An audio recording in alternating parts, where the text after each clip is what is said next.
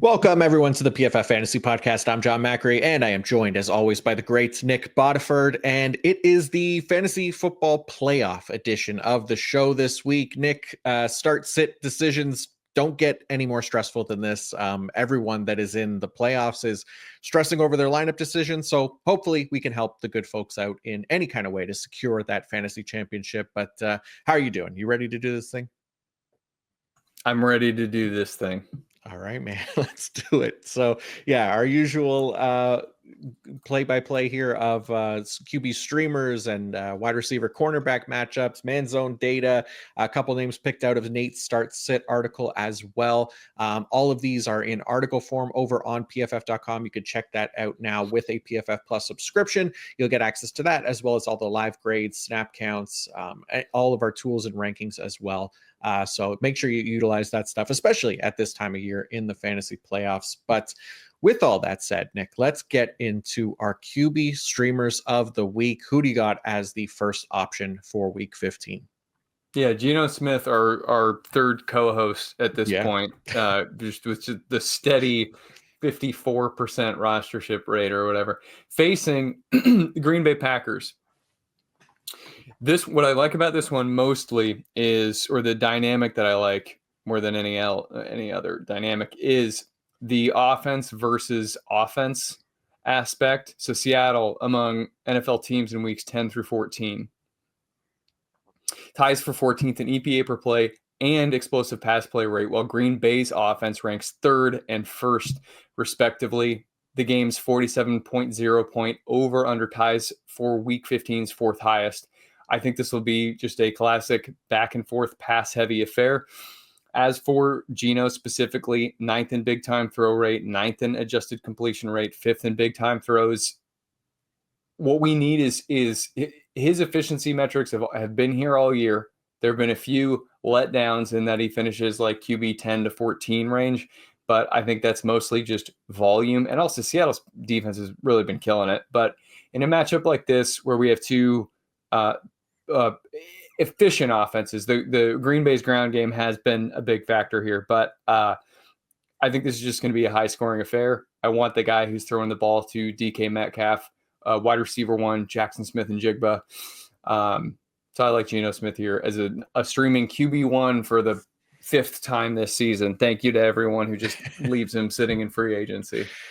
Yeah, man, it like you said, we've talked about him a lot, but I mean, I think, to his credit, like he's just been really impressive. Like you said, efficiency wise, just how good he's been this year. 83.1 passing grade as well. That's 6th best. Like you said, 25 big time throws is top 5. Just a 2.1% turnover worthy play rate. That's 8th. He's been great under pressure as well. That's kind of been key and important for him since the Seattle O-line is not been great. Like he owns the 5th best passing grade when pressured. He's 7th best when he's kept clean. Like, yeah, hopefully he could keep it going this week. So shout out to G. Smith this week. And who else you got as a QB streamer here in week 15? So next one up is Cleveland Browns quarterback Jameis Winston facing the Kansas City Chiefs. What's interesting is Kansas City, their defense, their personnel is very strong, but they have not been very good in recent weeks. Among NFL teams in weeks 10 through 14, KC ranks 18th in quarterback pressure rate, 23rd in explosive pass play rate allowed, 24th in yards allowed per coverage snap, and 25th in EPA allowed per pass play. Jameis Winston, don't need to get too in-depth here. Top 3 in average depth of target and past the 6th throwing rate. He's also getting the ball out quickly, 10th in average time to throw. I think this will just be a big-time back-and-forth affair, similar to the Seattle-Green Bay game. But it's runs counter to popular belief. Kansas City defense not playing very well right now. And I think that a guy like Jameis Winston, with a suddenly booming wide receiver core, can take advantage of this. Yeah, those it's been nice recently. Like I didn't like him last week against the Steelers. He still threw a couple touchdowns. He threw a couple picks in there as well, but ultimately finished as like QB 12 in standard scoring. So he ended up having a usable week. And they are passing a ton. I suspect he's going to continue passing a ton in a game that we probably don't expect them to be leading too often. So yeah, I like the streaming option of Jameis for sure. Okay, I put Bo Nix on the list of the Denver Broncos here, and he's been a solid fantasy option all season long. And I think in a week where every team is playing, I think he still remains a potential top 12 option, considering the, I think, advantage in the trenches and the overall matchup this week. So the Broncos offensive line ranks first in pass blocking grade with an 84.2. They've allowed just a 14.9% pressure rate. That is by far the best mark in the league. They're facing the Indianapolis Colts this week. Their defensive line has been solid. They still only rank average with a 69.0 pass rush grade, and a 30.1% pressure rate, ranks just 26th for them. And then you look at Bo Nix when he's kept clean this season, delivered 82.4% of his total touchdown passes from a clean pocket. That is the fourth highest mark among 34 qualifying quarterbacks with at least 200 dropbacks. His turnover worthy play rate when kept clean, also just 1.1%, which is a top 10 mark among quarterbacks. He's been able to deliver some, again, we talked about this before, fantasy upside with his legs, and he still shows a willingness to scramble even when he's kept clean. He ranks second right now among quarterbacks in scramble attempts from a clean pocket. So I like the potential for Bo Nix this week. I know we got 32 options going into this week, but I think, he could be top 12, top 10 type option here in week 15. Yeah, so I highlighted Denver in the pass run funnel report against the Indianapolis Colts run funnel defense. What I like about this for Bo Nix, you just highlighted, he continues to scramble even when he's not pressured, which maybe is not a good thing for the passing offense. But among NFL teams in weeks 10 through 14, Indianapolis run defense ranks 29th in yards after contact allowed per rushing attempt and explosive run plays allowed rate, bottom 4 unit in both categories. Be totally unsurprising here to see Bo Nix pick up multiple 10-yard gains on the ground. I like the call. Nice. All right, let's go to our wide receivers next. And we'll start with a name playing tonight here on Thursday Night Football of the San Francisco 49ers, Jauan Jennings versus Darius Williams. Nick, what do you like about this wide receiver cornerback matchup?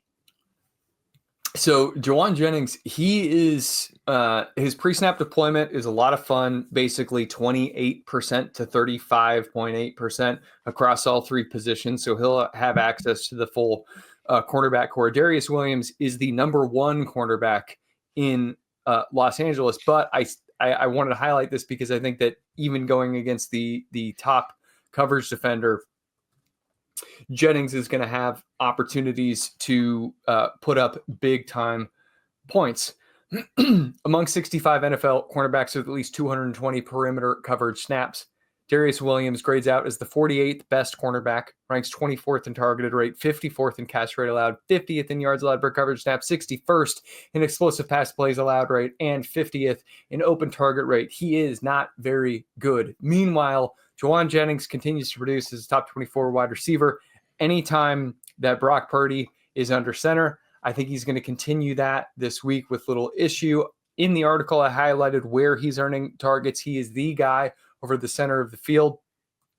Among 33 NFL wide receivers with at least 14 qualifying targets, Jennings ties for 11th in total targets, 20, and ranks 12th in yards per out run at 13.9. Again, that's very area field depth specific yards per out run there. So no, he's not averaging 13.9 on all targets, but where he's doing his damage, center's field, fantasy friendly area, I think he's just going to rip it up in this one. Nice. Yeah, this should be a nice matchup for him. I highlighted him in the wide receiver man zone report as well this week.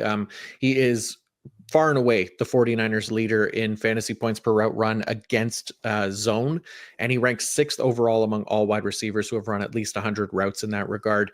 26% target rate when he's facing zone as well. The Rams are a team that plays zone coverage at a top 5 rate this season, but they rank 22nd in defensive success rate, and they are in the bottom 5 in yards allowed per reception, yards allowed per coverage snap, and yards allowed per coverage target, as well as first down plus touchdown rate, all bottom 5 when they're in zone. So love this matchup for Jauan Jennings tonight. Cool. All right. Who else you got here on the wide receiver cornerback matchups? Minnesota Vikings wide receiver Jordan Addison facing Chicago Bears perimeter, quote-unquote, cornerback Tyreek Stevenson, who I deem the worst perimeter cornerback in the NFL.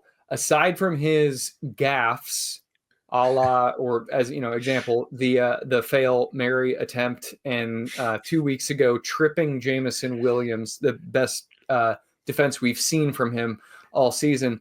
The guy's kind of a clown, and on field he is performing no better. Among 65 NFL cornerbacks with at least 220 perimeter coverage snaps, Stevenson ties for the 4th highest explosive pass plays allowed rate, while being targeted at the 2nd highest rate and allowing the most yards per coverage snap, 1.77.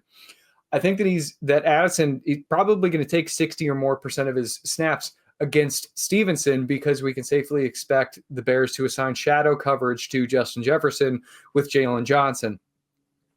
Addison, he's been killing it over the last few weeks. He does earn a lot of targets in that specific center field area, 10 yards downfield and between the painted numbers, 24.3 yard average up the target in that region. He's averaging 29.4 yards per reception overall, averaging 2.07 yards per out run, 8th in average up the target, 4th in deep target rate. I think this is just another big time boom week for Jordan Addison against Tyreek Stevenson.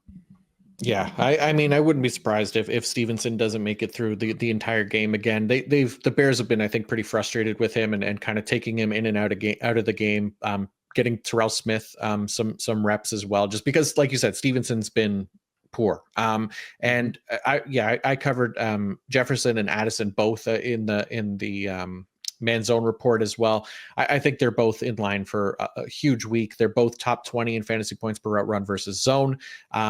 And then last time that the Bears played the Vikings, Addison delivered a overall PPR wide receiver 1 finish. And the Bears are deploying zone at an above average rate this season, bottom 10 in most team coverage metrics. So this is just a really nice matchup here for Jordan Addison, and then obviously Justin Jefferson as well. Love it. All right. How about the man that Last got tripped guy by Tyreek Stevenson? Yeah, that's right. Yeah.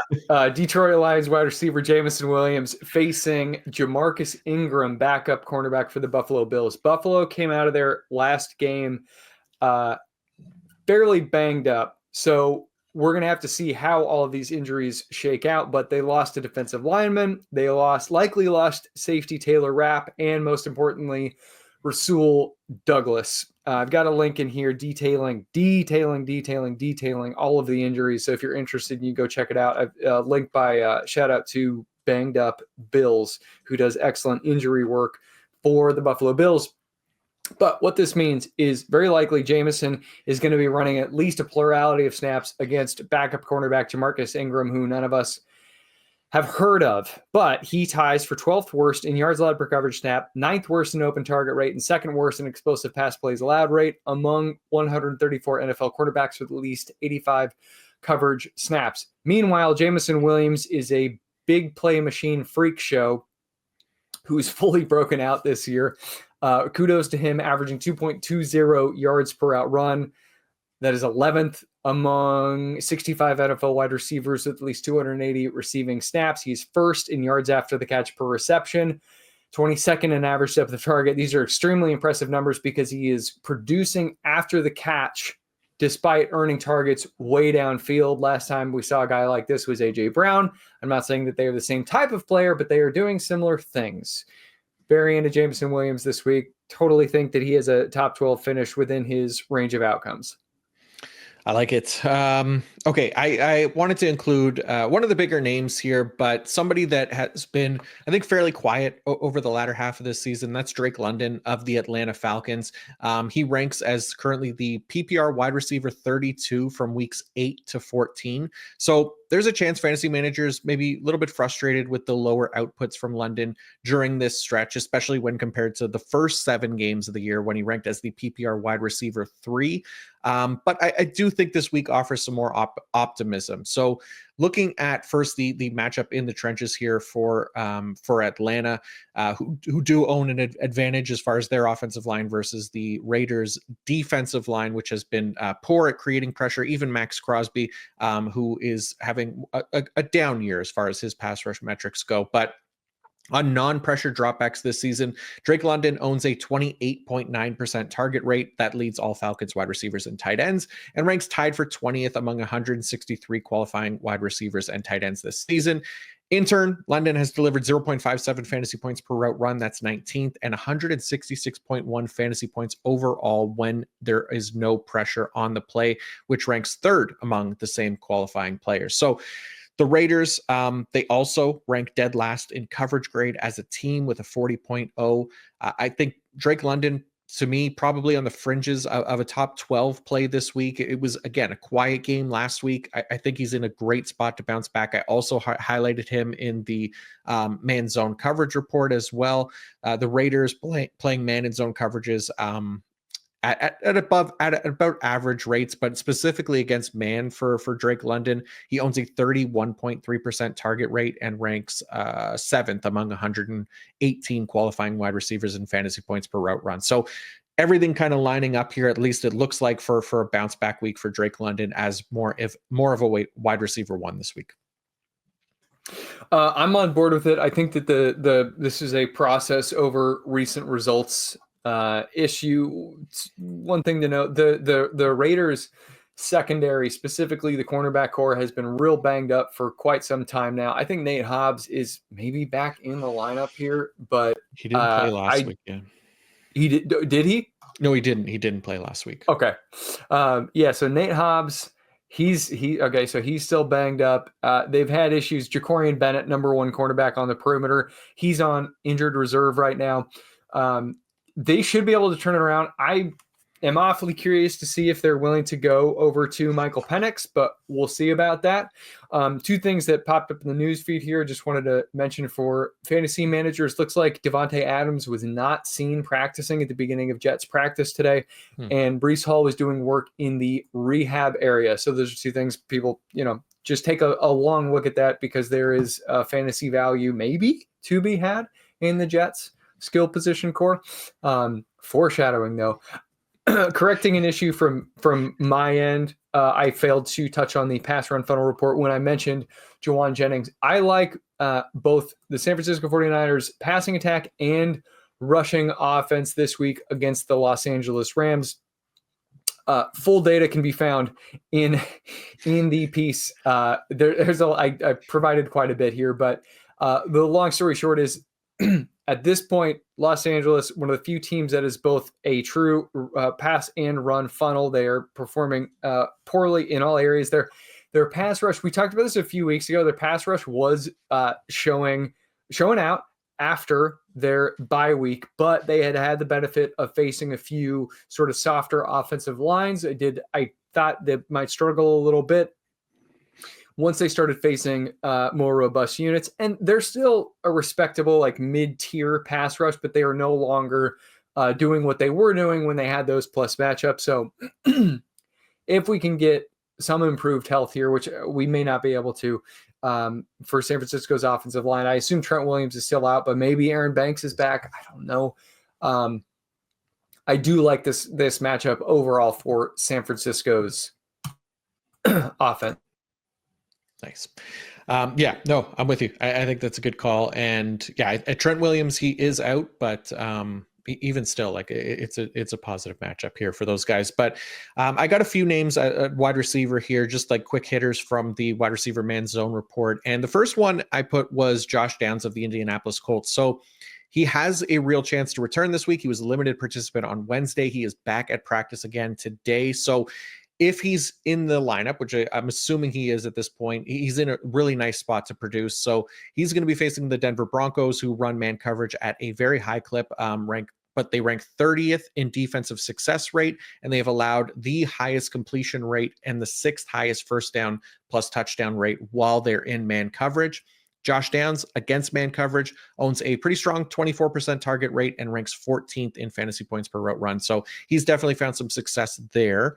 Calvin Ridley was another name that kind of stood out. Like he's He's been more involved, obviously, lately, and he's been effective against man coverage this season. He owns a 30% target rate versus man, which is a great number. His 0.50 fantasy points per route run ranks just outside the top 30.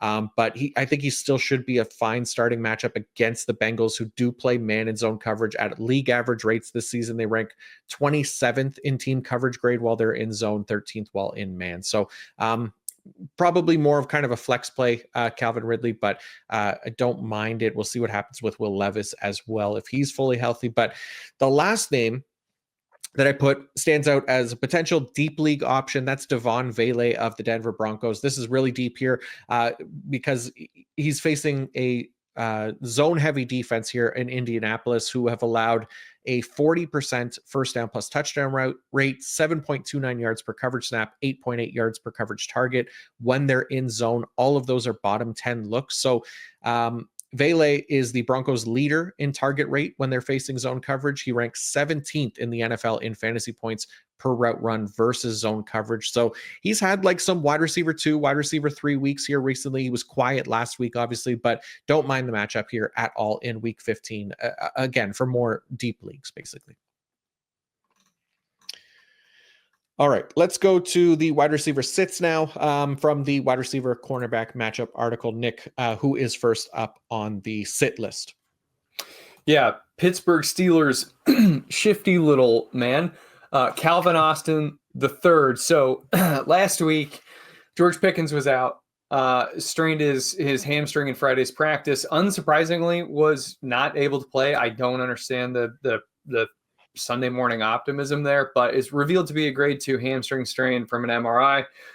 That's not good. That this could, I think this could sideline him for 3 or 4 games. We'll see. I tend to fear hamstring strains more than others might. The way that this impacts Calvin Austin is, 1, theoretically, he should see a target increase. He didn't. But 2, Mike Tomlin chose to shift him from a slot heavy role out to a perimeter role.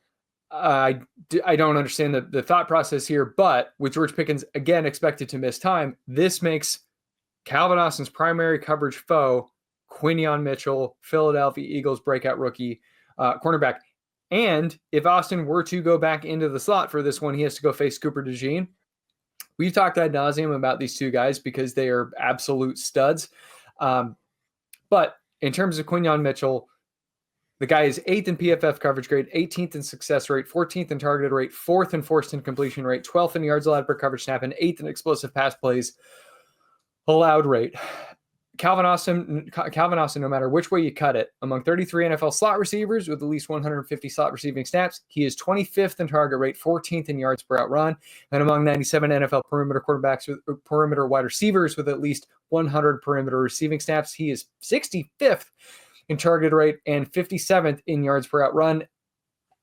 It's just he's a very capable, like, number 3 or number 4 receiving option. But with George Pickens out, I really don't think that he is a guy who people should be trying to force into their lineups as a flex option, thinking that he's going to get some sort of high volume target share. I think the top guy last week was Scotty Miller with like 4 targets. It's just not in the cards. And I don't think that the Philadelphia cornerback core is the unit to test if you are in need of a flex option this week. Yeah, no, I'm with you. If George Pickens is out, like I would just be avoiding all the Steelers wide receivers. None of them rank in the top 80 even in fantasy points per route run, or even own a 15% target rate when they're facing man coverage. Eagles play man coverage at an above average rate. They rank in the top 5 in yards allowed per coverage snap, yards allowed per coverage target, and explosive play rate allowed from man. Austin, in particular, shifty little man that he is, just the 14% target rate versus man, and below average fantasy success. And they're both lower marks than when he's facing zones. So, yeah, don't love Calvin Austin at all. But who else do you have on the list? So sticking with the slot receiver theme, New York Giants slot receiver Wan'Dale Robinson facing the Baltimore Ravens slot cornerback Marlon Humphrey. This season, the Ravens moved Kyle Hamilton out of his free safety / primary slot defensive back role. And although I disagreed with it at the time, they have figured out who their starter should be here. Marlon Humphrey, among NFL slot defensive backs with at least 170 slot coverage snaps. Marlon Humphrey, number 1 in PFF coverage grade, number 2 in targeted rate, number 3 in catch rate allowed, number 1 in yards allowed per coverage snap, number 1 in explosive pass plays allowed rate, and number 3 in open target rate. We know the deal here with Wan'Dale Robinson. He is a capable target earner generally. This year, though, 24th in target rate.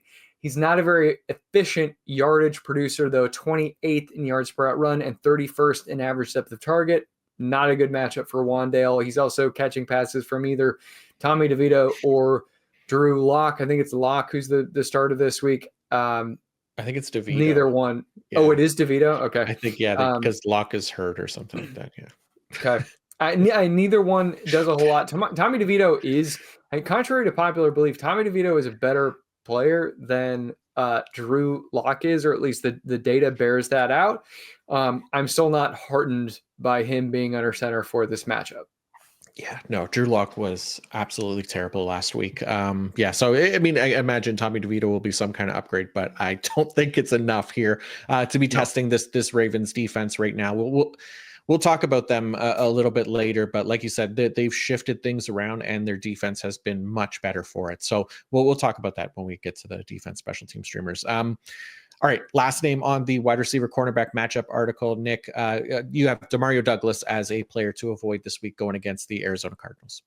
Yeah, Demario Douglas is the quintessential matchup-based player. They really need to get someone or some ones out there on the perimeter to draw some coverage away so this guy can have an easier time. Because I do think that he can be a long-time player in the NFL, but right now he's not an elite talent. He's very capable, but he's not an elite talent. He's way better as a sidekick player who can take advantage of defensive attention elsewhere. He is facing Arizona Cardinals slot defensive back Garrett Williams. Both of these guys are second-year players. Garrett Williams kind of picked on him a little bit last year, but he's rounding into shape this year. Among 32 NFL slot defensive backs with at least 170 slot coverage snaps, Garrett Williams ranks 8th in PFF coverage grade, 3rd in target rate, 4th in catch rate allowed, 7th in forced in completion rate, 2nd in both yards allowed per coverage snap and explosive pass plays allowed rate, and 7th in open target rate. He has not missed a coverage tackle since week 6. That is particularly important here because Demario Douglas does a lot of his damage as a post-catch producer. If he's unable to slip free from his would-be tackler, he's not going anywhere. Currently 18th in target rate, 20th in yards per out run, and yards after the catch per reception, averaging 6.0 yards after the catch per reception. Again, I like Demario Douglas a lot, but he's a bit player. He's not an elite player, and this is a real tough matchup for him. Yeah, I'm with you.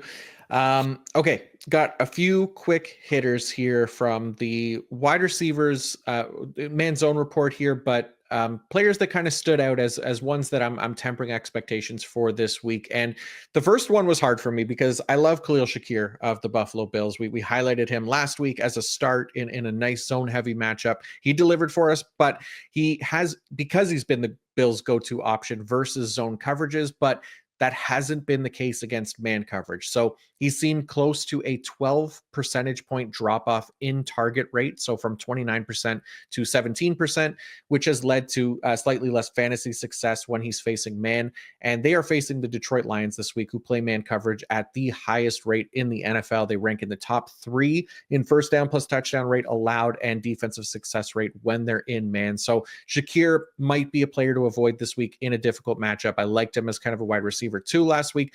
This week, probably a flex play at best. And then another player actually that we highlighted last week was Jaden Reed of the Green Bay Packers. We wanted to temper expectations for him in a tougher man coverage matchup. Actually, was against the Lions right on Thursday, and he was unable to record even one reception. So this matchup this week is slightly better against the Seahawks, but I think there's still reason to kind of be wary about Reed against the Seahawks man coverage unit, because they do play man coverage at about a league average rate, but that is where their strength has been on defense, or at least in coverage, which they rank 2nd in team coverage grade and 6th in yards allowed per coverage snap when they're in man coverage. So Jaden Reed, another guy probably outside the top 30-ish wide receivers for me again this week.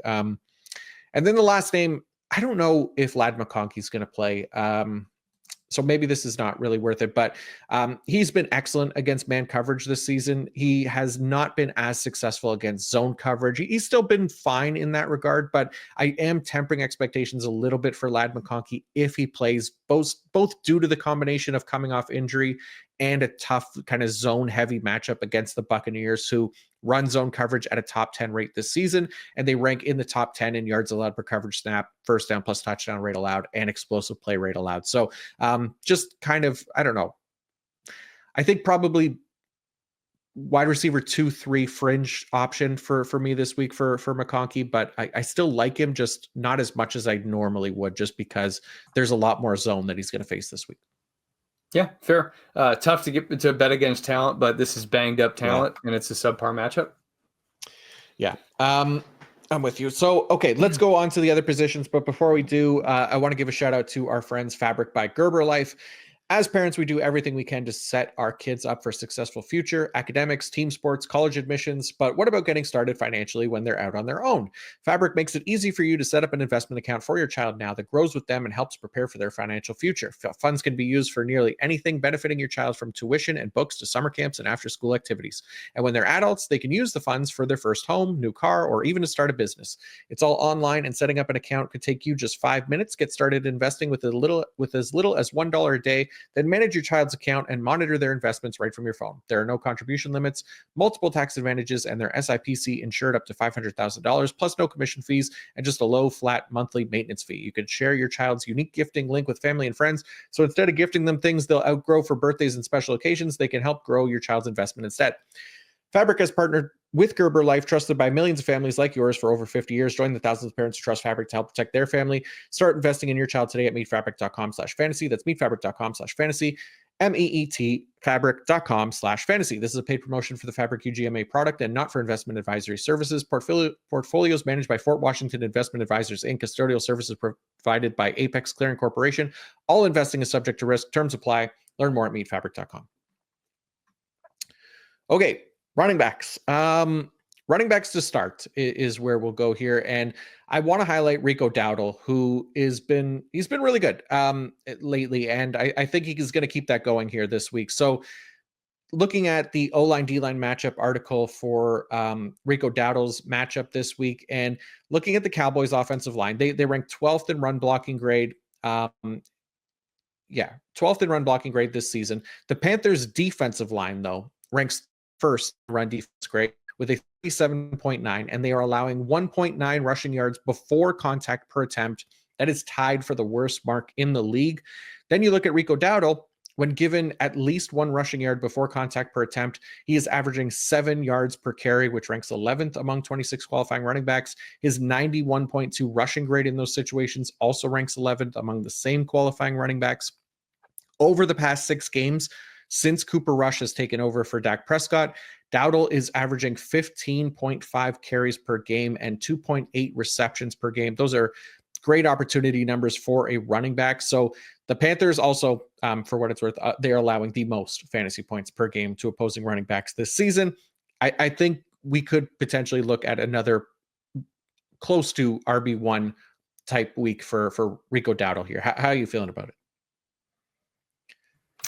Yeah, I think that the volume is king here, and this Panthers unit, man. We talked earlier in the season, lost Derek Brown. There were some talented players here. They're no longer playing. Yeah, I think he can.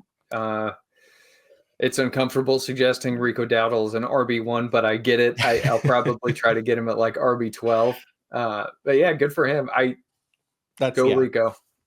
That's kind of the area, right? Like RB12 to, I don't know, 14, 15. Like I think he definitely has the volume and he's got the matchup, I think, to be able to do it this week. So we'll see how it works out. But the next name that I pulled from Nate's Start Sit article actually was Brian Robinson Jr. of the Washington Commanders. So this was one based on Nate's article. This was one of the more asked about names this week, and he had him as number 2. Actually, number 1 was Rico Dowdle. So Nate also likes Rico Dowdle this week, but number 2 was Brian Robinson. And Nate highlights that in week 13, Robinson ran the ball 16 times for 103 yards and a touchdown. The Commanders were up by 22 points early in the fourth quarter, so he was only needed for one snap. But for the first 3 quarters of that game, his playing time was very similar to the start of the season. And he also had is coming off a bye week, so he was banged up, a little bit more time to recover. They're facing the New Orleans Saints this week, who since among running backs, they have been pretty successful running backs against the New Orleans Saints. So since week 9, Chuba Hubbard, Bijan Robinson, Tyler Algier, Nick Chubb, Kyron Williams, and Blake Corum have all averaged 4.5 yards per carry or more on 8 or more carries. The only exception was Tyrone Tracy last week. So Robinson should find success like other recent runners against New Orleans. The Saints lost quarterback Derek Carr for the season, so Washington is a 7-point road favorite. That means Robinson should see plenty of volume, and the Commanders are still deploying a heavy running back rotation with Austin Eckler out, but Robinson is just averaging 1 reception per game, so nothing crazy there. He said he notes that both of those kind of things limit his upside and probably keep him outside that RB1 range. However, as he notes, his health, his recent success, and the matchup put him in the RB2 conversation, and Nate has him as RB13 this week. Okay, and then we got a couple sits as well, because we're going to have plenty of options to choose from. So naturally, some guys are going to be left on our benches. And one of the ones that I wanted to highlight was Najee Harris of the Pittsburgh Steelers. And again, not that I hate Najee, probably just low-end RB2 type thing here, but looking at the advantage in the trenches for the Eagles, the Steelers' offensive line is generating just 1 rushing yard before contact per attempt. That ranks 25th this season. Eagles' defense line ranks just above average in run defense grade and in rushing yards allowed per attempt. But when Najee is contacted 2 or fewer yards from the line of scrimmage, Harris is averaging just 2.4 yards per carry. That ranks 38th among 50 qualifying running backs. His first down plus touchdown rate of 10.9% in those situations ranks 42nd among the same 51 qualifying running backs. He's been a solid fantasy option like this season, though. I think in a week where maybe we do have all 32 teams, it's likely that fantasy managers have some other options worth trusting over him, though maybe not all of them. But the Eagles are also allowing the 4th fewest fantasy points per game to the running back position this season. I think that makes Harris closer to kind of a fringe RB2, RB3 this week. Yeah, I think the offense will just also struggle to move the ball with George Pickens out. And if he's just kind of sort of grinding between the 20s, that's not really what we're looking for a high scoring outing. Yeah, definitely. Okay, and then this one from Nate's article as well, because one of the names that Nate had been getting a lot of questions about was Bucky Irving of the Tampa Bay Buccaneers. And Nate basically has him as a sit this weekend, and we'll give the context of where he has him in his rankings. But obviously, Irving banged up right now. So he didn't practice Wednesday or Thursday last week when he was nursing a hip and back injuries. He ended up being limited Friday. He was active. He played 10 snaps to Rachaad White's 16 on the first 3 drives. He then aggravated the injury on the 3rd drive, and he did not return. So Irving didn't practice Wednesday. I don't know exactly what his practice status was for today when we're recording this on Thursday. But as Nate notes, if he does manage to play this week, he's likely going to have to split time with Rachaad White. And if anything, be more limited than usual. And then they also have Sean Tucker, who could make it a 3-man rotation to limit him even further. The Bucs are facing the Chargers this week and are 3-point underdogs. 3 of the past 4 teams to face Los Angeles averaged less than 4 yards per carry from their running backs. The only exception was Baltimore Ravens running back Derrick Henry. Irving averages 76 rushing yards per game in Tampa Bay wins, ignoring last week, and then 46 in their losses. So again, if Irving is active, the chance of him being limited or barely playing, mixed with the poor matchup, as Nate notes, puts him only in kind of that RB3 conversation. So he has him as RB31 right now, which is obviously far from what Irving has been for us in previous weeks when he was healthy, but there's a number of things to kind of consider here. So that's where Nate has him. How are you feeling about Bucky Irving this week, Nick, against the Chargers? I don't understand why they played him last week, and that's easy for me to say because I'm not getting game bonuses and things. But they were something like a 13-point favorite over the Las Vegas Raiders. They had both Bucky Irving and Mike Evans very injured, and they asked them to play. The Evans thing is like, okay, he's your guy. He's the king of pass catchers. Okay, I get that, I guess. If you're going to invest so many resources in the running back room, though, with Sean Tucker and Rachaad White, I don't understand why you would risk. You already got Bucky Irving hurt, unnecessarily asking him to return a kick with 5 seconds left in the first half. Why would you then risk it again? And I know it's well, these guys want to play, and Todd Bowles is a player's coach, and blah blah blah. But I don't know. You built a team this way intentionally. Go use Sean Tucker and Rachaad White. That's what makes sense to me. But if he's playing, I think he's terribly volatile, both positively and negatively, because the guy can break a long run. He is the best player in the running back room. But at the same time, it's an illogical choice to send him out there and ask him to handle a double-digit workload.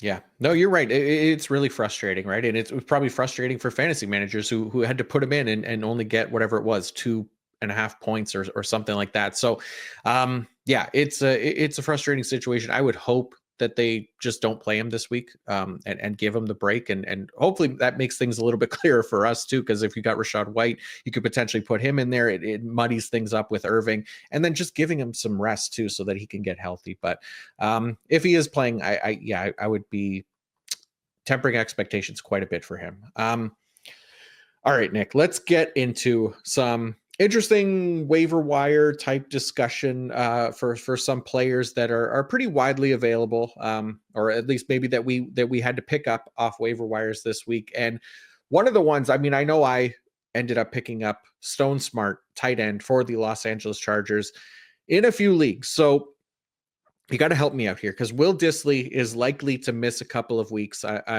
We saw Stone Smart fill in on Monday Night Football for a little bit. Looked pretty good. He caught 3 targets for 54 yards. The question is, can he do it again across an entire game? This is a deep league option here, because I think anybody that picked him up was going to be in a deeper league, could potentially be thinking about starting him based on injuries and stuff like that. Like, I got a league where, I had Dallas Goedert that I was relying on. He's out. I got a league where I've got Kyle Pitts and Chigo Okonkwo as my other options. So I'm thinking about starting Stone Smart over both of those guys this week. Tampa Bay is allowing the 6th most fantasy points to tight ends this season. No Antoine Winfield Jr. for the Tampa Bay Buccaneers as well. Again, we talked about them being a zone heavy defense. That could be nice for a tight end that works the middle of the field to find and sit in those holes. We'll see if McConkey's playing or not, but if he isn't, then that moves Smart up the target share list as well. So I'm struggling with the decision, because obviously it's an extremely small sample size here for Stone Smart. But in a deeper league, would you be considering him over the likes of guys like a Kyle Pitts, Chigo Okonkwo? I'll come up with some other names here, but where are you at with Stone Smart? You're on mute. Thank you. So Stone Smart was a beloved prospect as sort of an unheralded player. His sample size this year is very small on the handful of snaps that he's been out there against the blitz and against pressure. He's performed very well. He's got an 80-something, 80.4 PFF receiving grade against the blitz. What I'm looking at, so Justin Herbert, he really loves to throw to wide receivers when he is blitzed. The reason I'm highlighting blitz here is that they're facing the Tampa Bay Buccaneers, who were top 3 in blitz rate last time I checked. He throws to wide receivers, Justin Herbert, a lot when he is blitzed. The next closest position is tight end, and then after that, distantly, the running back position. As for Smart specifically, when we're looking at Herbert's pass catching core, the guys who he's really looking to in these scenarios are, as you've mentioned, Ladd McConkey. Will Dissly is also up there. Darius Davis is sort of a seldom used player, but he is leading the team in target rate against the blitz. Stone Smart is fifth, with Will Dissly out, Ladd McConkey, 1 banged up, and 2 playing against a coverage that he typically underperforms against. I don't think that it's unreasonable to look at Stone Smart and consider him a streaming tight end 1. Now, emphasis there on streaming. I'm not saying that we need to be ranking him as like the tight end 8 or anything, but it's a positive game environment with Los Angeles facing Tampa Bay.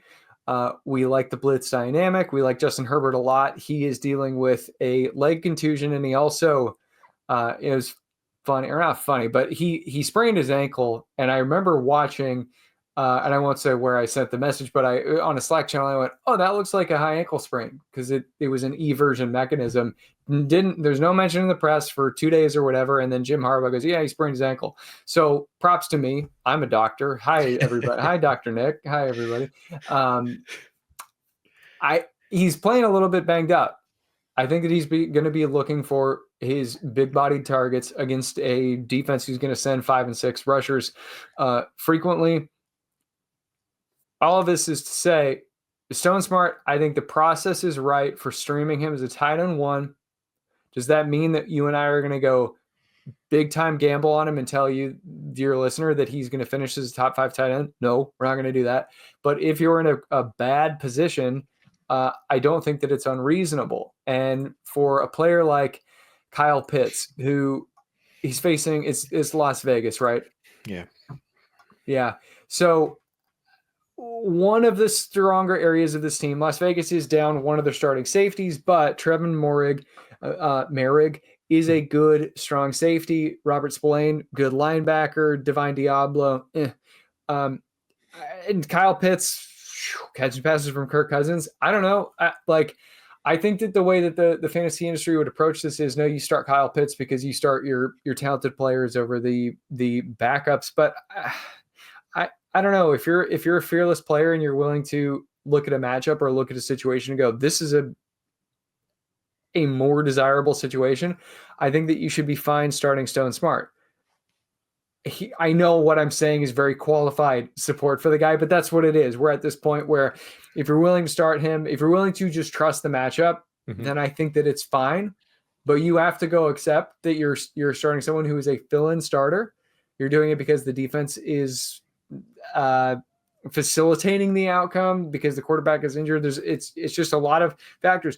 Don't add us later, or do whatever later saying, you told me to stream him. Yeah, we told you to stream him. But that's a streaming tight end is like, we're doing that because Dalton Kincaid flopped. We're doing that because Kyle Pitts is flopping. It's qualified support. That's what I pledge.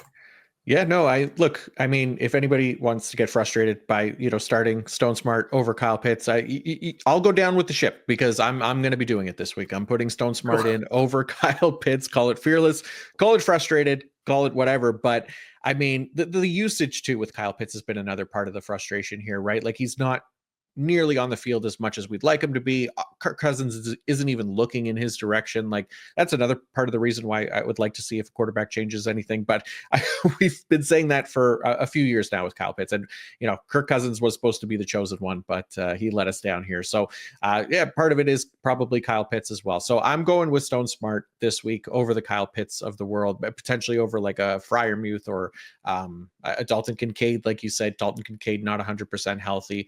Maybe not Freiermuth. Freiermuth has got no George Pickens this week, so that probably helps his case a little bit, but it might be close. I like Stone Smart. I'm going to take the chance here. All right, we got another name. We talked about him last week, Nick. Tell us more about Mr. Sincere McCormick here. Your favorite Irish battler. Sincere McCormick. So, all right, so among 38 NFL running backs with at least 25 rushing attempts in weeks 11 through 14. Sincere McCormick ranks 9th in yards after contact per rushing attempt and ties for 12th in missed tackles forced per rushing attempt.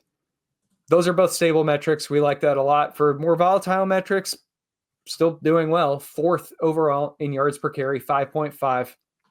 Generated 6 explosive run plays.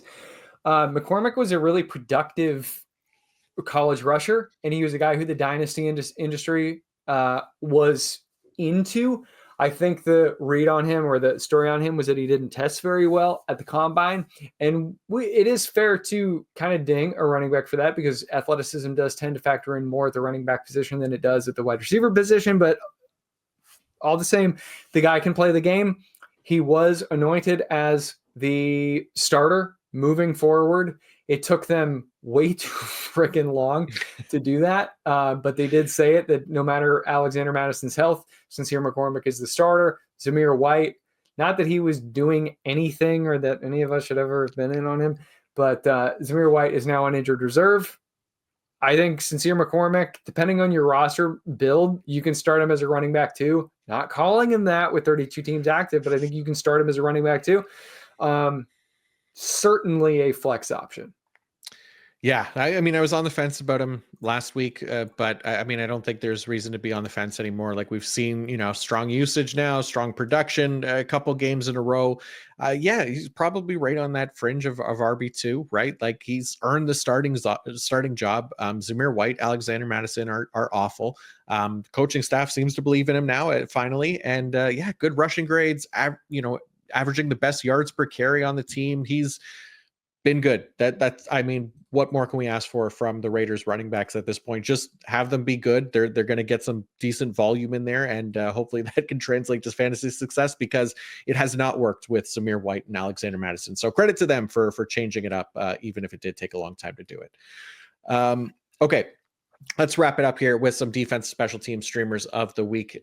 Nick, who would you like to talk about first? First unit up. Am I on mute? No, see, now I'm paranoid. First unit up here is the Baltimore Ravens defense special teams against the New York Giants. As I mentioned previously, wasn't sure which quarterback was starting. So in the article, I broke down both of them. If it is, in fact, Tommy DeVito, he ranks 37th in pressure to sack rate, 37th in yards per passing attempt, grades out as the 46th best passer. The Baltimore Ravens, it's a talented team. They've been underperforming, but they've begun to kind of turn things around. Over the last 5 weeks, they rank 15th in defensive success rate, 13th in EPA allowed per play, 10th in forced incompletion rate, 14th in pass rush win rate, 10th in quarterback pressure rate, 5th in yards allowed per coverage snap, and 11th in NFL sacks. In NFL sacks, it's an above average unit, and that's a tall order for Tommy DeVito to take on. So I think the Baltimore Ravens, I know they've been volatile this season. I think that this week they're a worthwhile unit. The other one is the Atlanta Falcons defense facing the Las Vegas Raiders. Earlier in the week, it was projected, Aiden O'Connell was projected to miss time, but it turns out that he was carted off the field for a bone bruise, which I understand are terribly painful. Also had an air cast.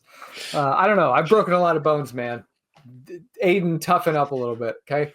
But even if Aiden O'Connell is there, that's fine. 4.5% turnover-worthy play rate, 57.1 PFF passing grade.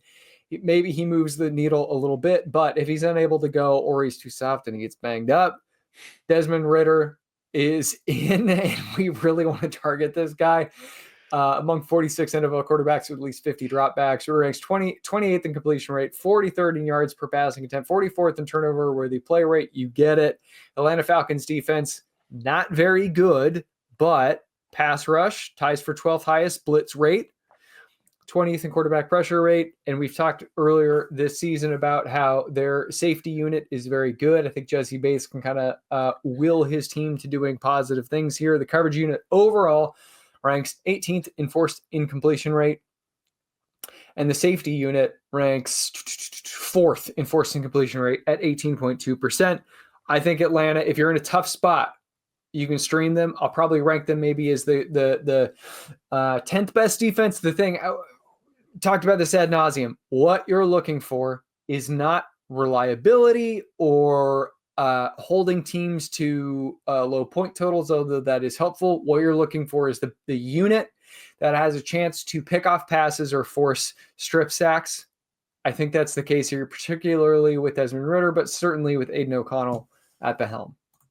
I like it. Yeah, the only thing I was going to add just for the Ravens too, like I think it's that Tommy DeVito's expected to play because Drew Lock has a heel injury or whatever. So I guess it's not guaranteed, but it does seem like it's trending that way. But for the Ravens too, like you mentioned, you know, they had been kind of a volatile defense this season, but because they were like from weeks 1 to 10, they ranked 29th in yards allowed per play. They were one of the better matchups to take advantage of for fantasy quarterbacks, right?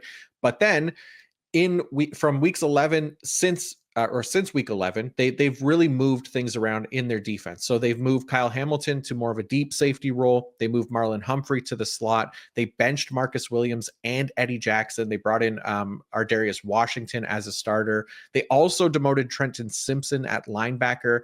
He was playing maybe too many snaps for them, so they've improved their coverage there for an inexperienced linebacker and moved him down the depth chart. And now, instead of ranking 29th in yards allowed per play, they rank first from weeks 11 to 14. So all those shifts in the defense have created a massive swing, and it's not because of the offenses that they were playing. They played Pittsburgh, they played the Chargers, and they played the Philadelphia Eagles over that span. So imagine what they'll do to Tommy DeVito and the New York Giants. But yeah, I like this matchup quite a bit for the Ravens, but that is going to do it for us today. Thank you all again for tuning in. As always, if you feel free to leave a like, subscribe. If you haven't already, leave a 5-star review on Apple Podcasts. Helps us a ton.